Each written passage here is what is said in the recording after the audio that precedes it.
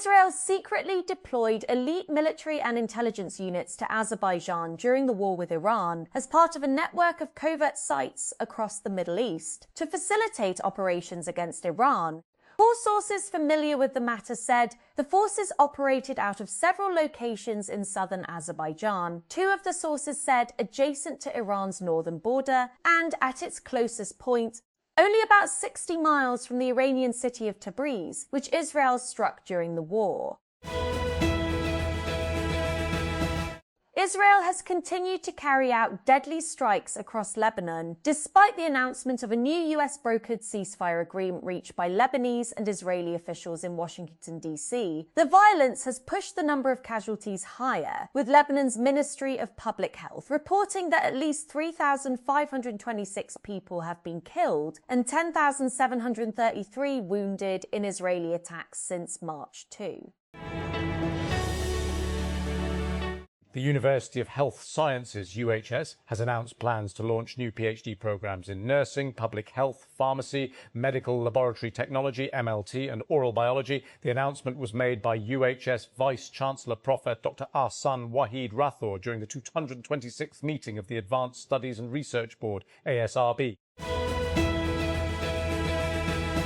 Muzaffarabad. The general elections for the Azad, Jammu and Kashmir Legislative Assembly will be held on July 27. The AJK Election Commission notified on Friday. The notification, a copy of which is available with Dawn, said that candidates could file their nomination papers with returning officers from June 9 to 4 p.m. on June 19.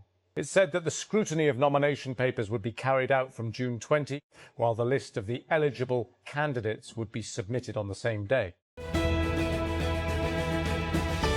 Dear Junaid Hafeez, we are writing to reassure you that, although we sentenced you to death nearly 7 years ago, you should take some solace in the fact that we have never hanged anyone convicted of blasphemy.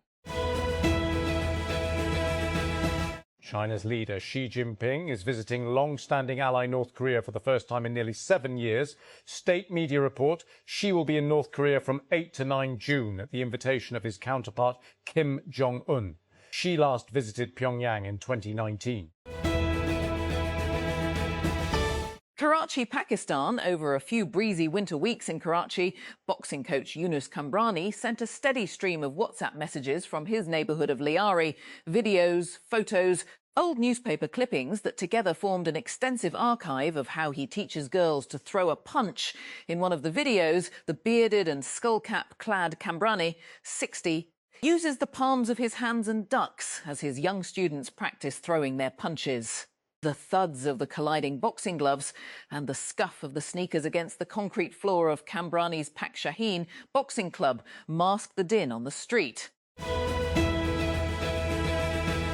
Climate change could have a major impact on the FIFA World Cup 2026, with a new analysis warning that heat conditions may affect player performance in almost every match of the tournament. According to Climate Central, 97 of the 104 scheduled matches across the United States, Mexico and Canada are now more likely to be played in temperatures above 28 degrees Celsius.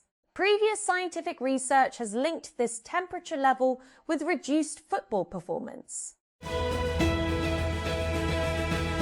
Researchers are exploring an unconventional cancer treatment that uses engineered bacteria to target the oxygen-free environments inside tumours. A University of Waterloo-led team is developing a tool that modifies bacteria to enter solid tumours, grow inside them and destroy them from within.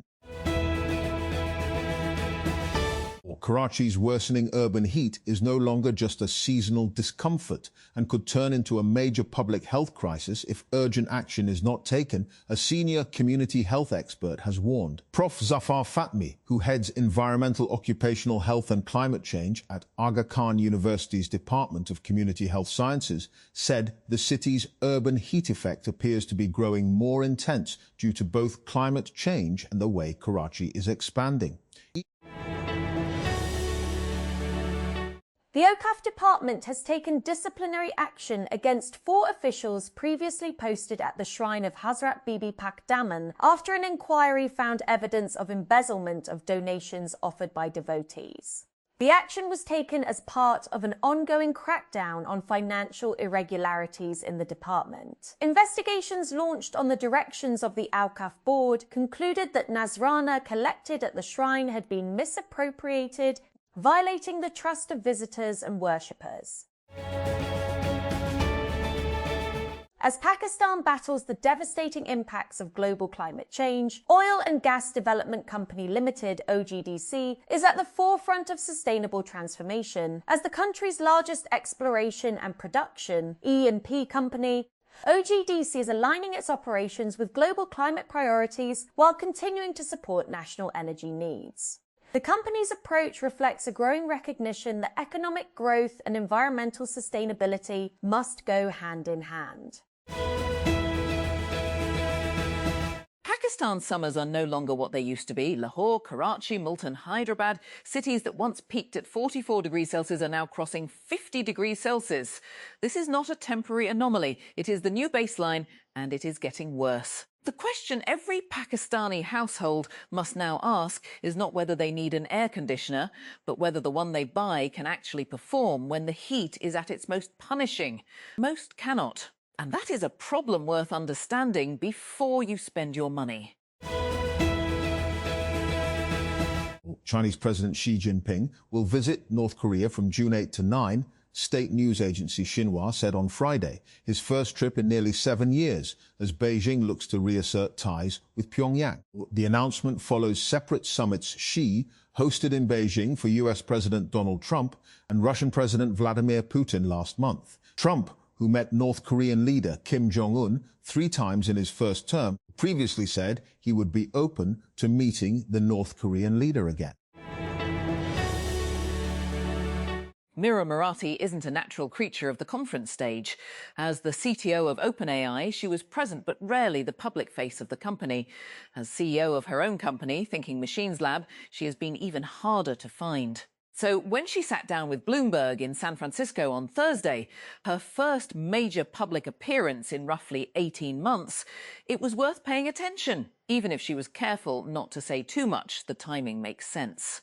Thinking Machines has spent the better part of a year and a half operating largely in the background, raising capital, hiring researchers, and shipping one product, Tinker, an API for fine-tuning open-source AI models.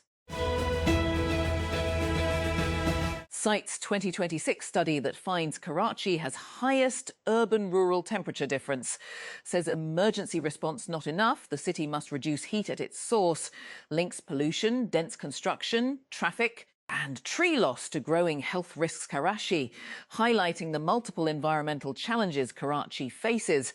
Senior community health sciences expert has called for urgent actions at both the government and individual levels to tackle the growing urban heat problem that's silently damaging public health and productivity. Pakistan has one of the highest diabetes prevalence rates in the world. About 1 in 3 adults is living with diabetes here, some 33 to 34 million people. Shouldn't there be public information campaigns to raise awareness about preventing living with diabetes? Where are these programs in Pakistan? Heart disease is the leading cause of mortality in Pakistan. It is responsible for an estimated 30 to 40% of deaths. Pakistan's cardiovascular disease rate is 648.6 persons per 100,000. The ischemic heart disease rate is 188 per 100,000 persons. Both are the highest in the region. Pakistan ended a wait of more than 2.5 years for an international victory with a commanding 3-0 win over the Maldives in the Diamond Jubilee International Football Tournament as the Shaheens finally turned promising performances into goals at the National Stadium on Thursday.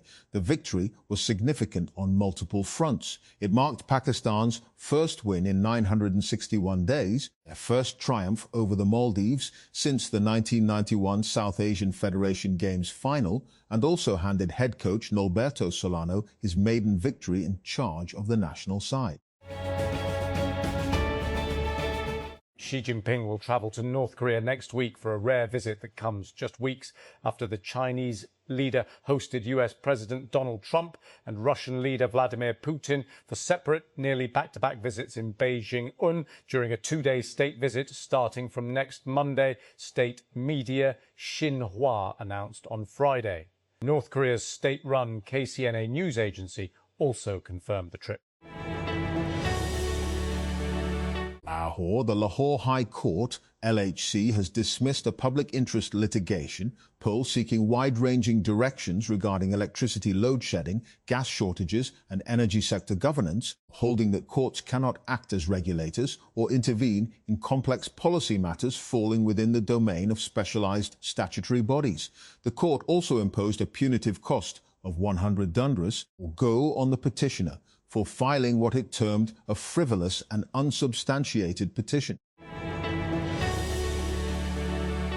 From penalising green technology to sidelining adaptation, the government's spending choices seem to contradict its own climate commitments. Without new budget pillars, proper risk screening, end to green taxes, countries' fiscal plans will only deepen climate vulnerability for a country whose economic survival is tied to shoring up its climate resilience. The government's budget's allocations have failed to reflect this pressing concern.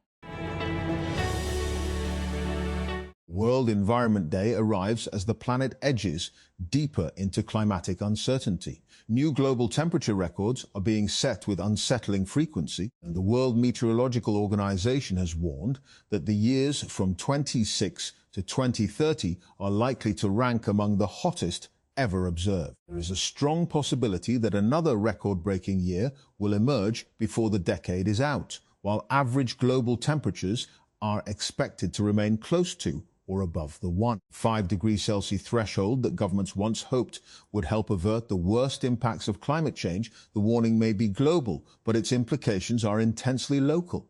In May, temperatures in parts of Sindh and Balochistan climbed towards 50 degrees Celsius, triggering heatwave alerts and heightening concerns about pressure on already strained power, water and health systems. At the same time, scientists continue to raise the alarm about the glaciers and snow reserves that feed the Indus Basin. For a country whose agriculture, food security and energy production depend heavily on the Indus Basin, changes in the region's ice reserves carry consequences that extend far beyond the mountains.